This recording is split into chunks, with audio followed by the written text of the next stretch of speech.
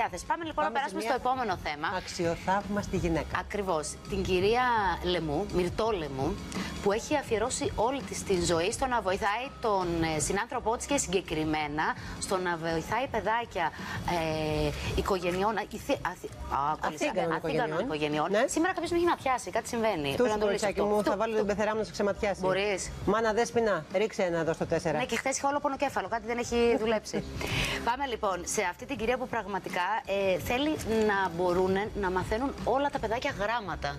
Είναι κάτι πάρα πολύ σημαντικό, γιατί η γνώση είναι δύναμη και παίρνει τη ζωή στα χέρια σου. Δέσποινα, νομίζω θα συμφωνείς πάρα πολύ που είσαι ευαισθητοποιημένη σε αυτά τα θέματα. Και περιμένω πώς και πώς να δω το βίντεο που έχει κάνει η Μαρία μας. Η συντάκτρια της εκπομπής. Έχει κάνει ένα εξαιρετικό βίντεο. Μια πολύ ωραία συνέντευξη. Η κυρία αυτή έχει βραβευτεί επίσης, πρέπει να το πούμε αυτό, για το έργο που επιτελεί. Πάμε να δούμε το βίντεο. Μέρα της χαράς, ποια ζωή φοράς. Η μόρφωση και η παιδεία είναι προνόμιο κυρίως των ανθρώπων που δεν αντιμετωπίζουν κοινωνικο-οικονομικά προβλήματα. Ωστόσο, η κυρία Μυρτώ Λεμού έχει αφιερώσει την ζωή της στα παιδιά που δεν έχουν τη δυνατότητα να μορφωθούν. Με δική της πρωτοβουλία δημιούργησε το Κέντρο Συμπαράστασης Παιδιών και Οικογένειας για να δώσει την ευκαιρία σε αυτά τα παιδιά να πάνε σχολείο. Ποιος ξέρει τι έγραψε? Κυρία!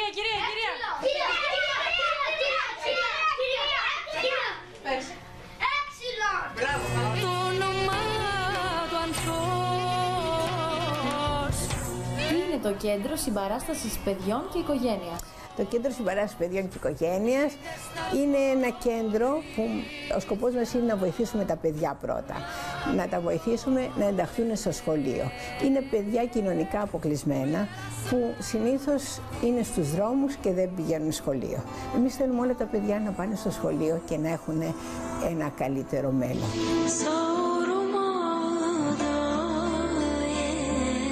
Ενδιαφέρθηκα για τη μόρφωση των παιδιών, γιατί πιστεύω ότι όλα τα παιδιά πρέπει να έχουν ίσα δικαιώματα.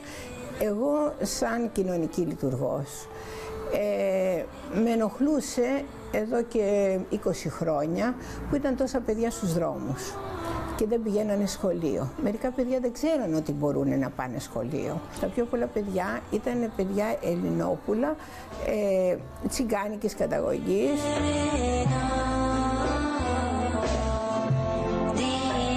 Αποφάσισα να νοικιάσω ένα χώρο και να μαζέψω τα παιδιά. Ήρθαν τόσα πολλά παιδιά, μαζευτήκανε και θέλαν πάρα πολύ να μάθουν, να διαβάζουν, γιατί κανένας δεν ήξερε από αυτούς να διαβάζει.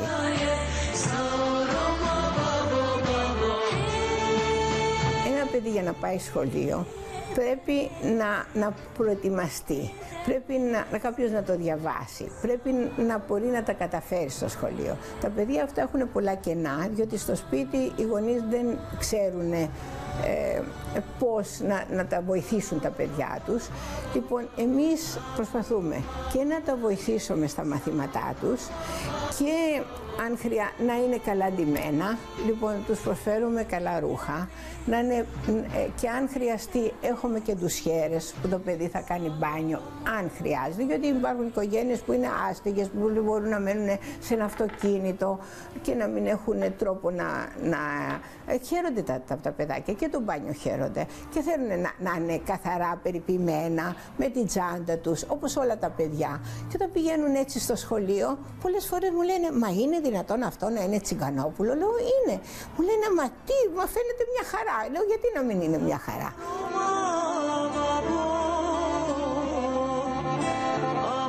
Έρχονται τα παιδιά, τα βοηθάμε στα μαθήματά τους, κάνουμε και διάφορα άλλα, μπορούν να ζωγραφίσουν, παιχνίδια και να τους δώσουμε ρούχα, να τους δώσουμε τετράδια, μολύβια, κασετίνες, τσάντες, ό,τι χρειαστούν για το σχολείο. Έτσι το παιδί νιώθει ισότιμο με τα άλλα παιδιά.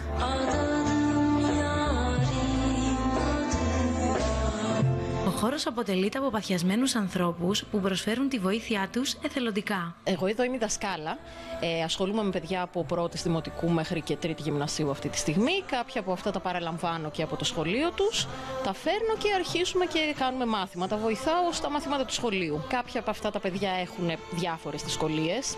Οι γονείς τους ίσως δεν μπορούν να τα βοηθήσουν, οπότε ναι, θέλουν, απλά δεν έχουν την δυνατότητα και την ευκολία να το κάνουν και εδώ παρεμβαίνουμε εμείς για να τους βοηθήσουμε σε αυτό ακριβώς. Υπάρχουν και παραδείγματα παιδιών που έχουν φτάσει μέχρι και το πανεπιστήμιο.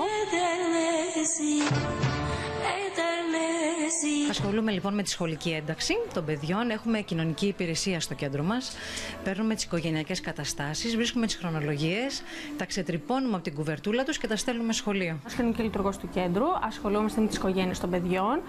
Ο στόχος μας είναι να πείσουμε αυτές τις οικογένειες να πάνε τα παιδιά στο σχολείο. Η κυρία Μυρτώ, με την επιμονή της και την αγάπη της, κυρίως για τα παιδιά αθήγανων οικογενειών, άνοιξε ένα δρόμο για ένα καλύτερο μέλλον. Μάλιστα, την έχουν αγαπήσει τόσο που τη θεωρούν μητέρα της ελπίδας. Αυτά τα παιδιά τα νιώθουν δικά μας παιδιά. Δρόμο, δρόμο παίρνεις χωρίς εμένα. Ένα μεγάλο μπράβο. Καταπληκτικό. Ένα μεγάλο μπράβο στους ανθρώπους που βοηθάνε αφιλοκερδώς, εθελοντικά, τους ανθρώπους που έχουμε δίπλα μας και αφιερώνουν τον χρόνο τους. Και πόσο όμορφα πράγματα μπορεί να συμβαίνουν σε έναν άσχημο κόσμο. Αυτή η πλευρά της Ελλάδας μας αρέσει πάρα πολύ. Αυτή θέλουμε να βλέπουμε και αυτή θέλουμε να βλέπετε κι εσείς και να παίρνετε παράδειγμα και να βοηθάτε το διπλανό σας ή όπου μπορείτε. Και η κυρία Λεμού είναι παράδειγμα για όλους μας, γιατί όλοι μπορούμε να βρούμε με το ελάχιστο, με την καλή διάθεση και μόνο. Όλοι πάντα μπορούμε κάπου να βοηθήσουμε. Οι άνθρωποι γι' αυτό έχουμε έρθει, για να βοηθάμε όλος τον άλλον, για να είμαστε αλληλέγγυοι και για να προσφέρουμε αγάπη. Γιατί αυτό θέλουμε να παίρνουμε, αγάπη. Αγάπη να δίνουμε, αγάπη να παίρνουμε και μπορούμε όλοι να βοηθήσουμε. Πόσο σημαντικό είναι το έργο, παιδιά, των εθελοντών. Είναι πάρα πολύ σημαντικό, γιατί χωρίς τους εθελοντές δεν γίνεται τίποτα. Και του κόσμου που προσφέρει για να μπορεί να υπάρχει αυτό που υπάρχει εκεί. Διδάσκουν παιδάκια χωρίς να πληρώνονται. Δηλαδή, οι άνθρωποι πάνε, αφιερώνουν όλο τους το χρόνο και δεν ξέρω αν ακούσατε στο βίντεο. Πάνε και τα βρίσκουν τα παιδάκια. Ναι, αυτό είναι μεγάλη λεπτομέρεια. Και τα ξετρυπώνουν από τα παπλώματα. Έλα να μάθεις να σκεφτούμε σε όλες τις εκφάνσεις της ζωής μας. Εκεί που υπάρχει πραγματική αγάπη και δώσιμο και μπορείς να αφιερωθείς, είναι οπουδήποτε δεν μπαίνει στη μέση το συμφέρον. Δεν μπαίνει στη μέση το κέρδος, δεν μπαίνει στη μέση το χρήμα. Οπότε, συγχαρητήρια σε όλους και μπράβο. Να πούμε και σε εσάς που μας παρακολουθείτε, που σίγουρα είστε ευαισθητοποιημένοι και θέλετε να βοηθήσετε, το τηλέφωνο που βλέπετε κάτω στις οθόνες της, 52 39 402.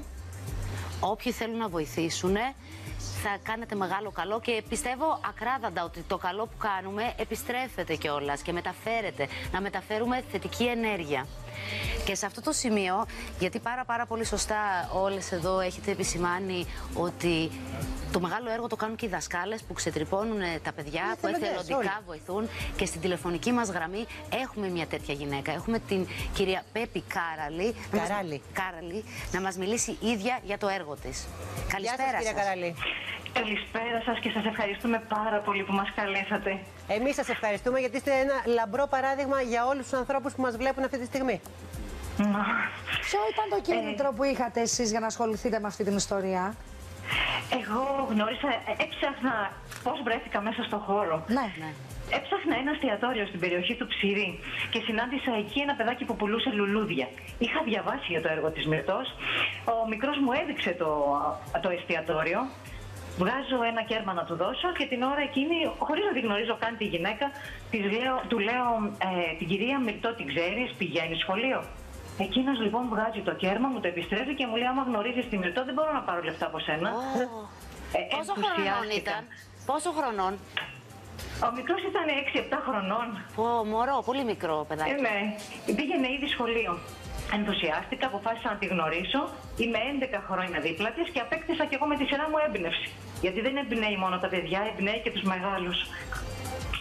Ξέρετε, τα παιδιά μας είναι χαρούμενα παιδάκια, γεμάτα δεξιότητες.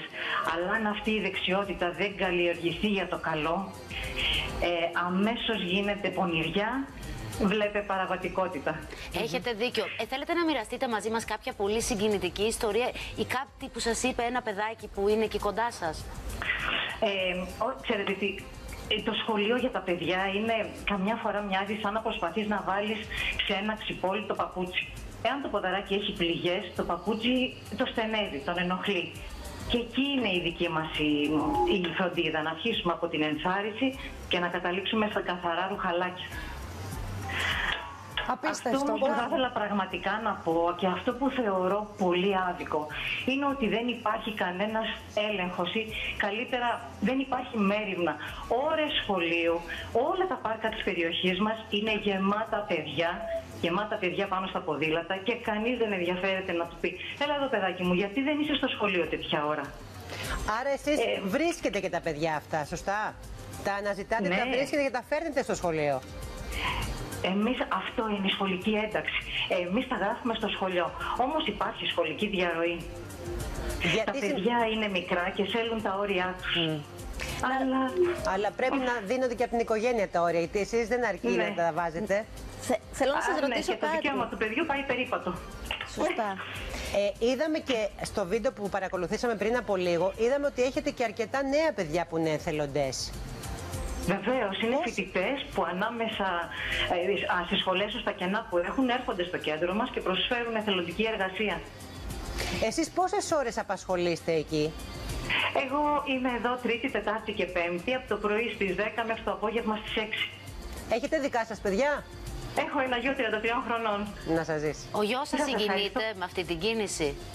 Ο γιος μου με ενθαρρύνει. Σας ενθαρρύνει, Ήθελε και η Δέσποινα κάτι να πει. Ήθελα να ρωτήσω αν έχει τύχει ποτέ να βρείτε ένα παιδάκι όπως περιγράψετε πριν, να κάνει ανέμελο ποδήλατο και να μην έχει το νου του σε σχολείο, να επιδιώξει το ίδιο να έρθει να σας βρει για να ξεκινήσει το σχολείο και να το αρνηθούν οι γονείς του.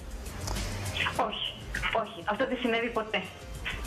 Είναι συνεπή τα παιδάκια που έρχονται εκεί, δηλαδή τους αρέσει, έρχονται καθημερινά με κέφι, με διάθεση? Σε εμάς πάρα πολύ. Τρώμε μαζί το μεσημέρι, έχουμε το δημιουργικό, γιατί μετά τα χαλαρώνουμε μετά το σχολείο. Έρχονται από το σχολείο, τελειώνει η μέρα, που τα βοηθάμε στα μαθήματα της επόμενης μέρας και μετά τα χαλαρώνουμε με το δημιουργικό. Κυρία Καράλη, να σας ρωτήσω, αντιμετωπίζετε θέμα ή διαφωνίες ή συγκρούσεις με τους γονείς των παιδιών που όχι, μπορεί να μην έχουν την απαιτούμενη παιδεία ή μόρφωση? Όχι, όχι, κάθε άλλο. Οι νέοι γονείς θέλουν τα παιδιά τους να τα στέλνουν σχολείο. Αυτό συναντώ εγώ. Πολλές φορές δεν ξέρουν τον τρόπο, γιατί είναι γονείς που δεν έχουν πάει οι ίδιοι σχολείο. Και αυτό που θέλω να σας ρωτήσω επίσης, επειδή μας βλέπει πάρα πολλοί κόσμος και ενδεχομένως να θέλει και εκείνος να βοηθήσει με τον τρόπο του. Τι λείπει από το κέντρο συμπαράστασης και τι θα θέλατε? Μας λείπουν πάνω απ' όλα εθελοντές. Άρα προσωπικό λοιπόν. Ναι, θα θέλαμε εθελοντές.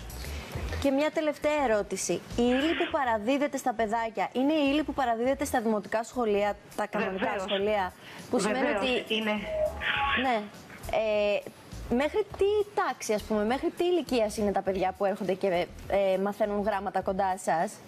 Τώρα έχουμε μια μεγάλη ομάδα παιδιών του γυμνασίου. Και αυτό είναι η μεγάλη μας χαρά. Μάλιστα.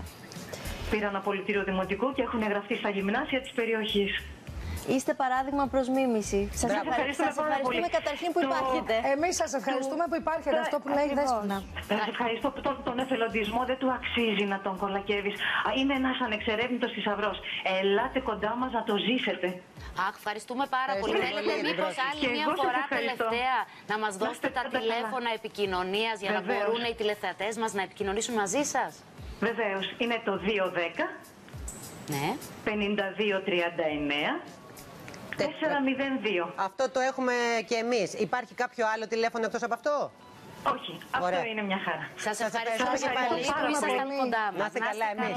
Καλημέρα να έχετε. Κορίτσια, να σας πω κάτι. Πολύ γλυκιά γυναίκα. Η κυρία Μυρτό που μόλις ακούσαμε βραβεύτηκε για το κοινωνικό της έργο, η κυρία Πέπη, το 2013 από τον πρώην πρόεδρο της Δημοκρατίας, τον κύριο Κάρολο Παπούλια.